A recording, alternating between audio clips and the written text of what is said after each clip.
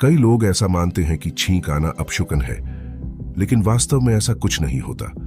बल्कि छींकना एक बचाव प्रक्रिया होती है।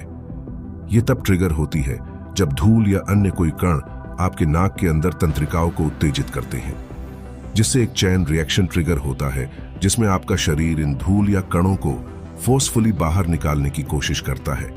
जिसके परिणाम स्वरूप आपके फेफड़े अचानक नाक और मुंह के माध्यम से हवा बाहर निकाल देते हैं।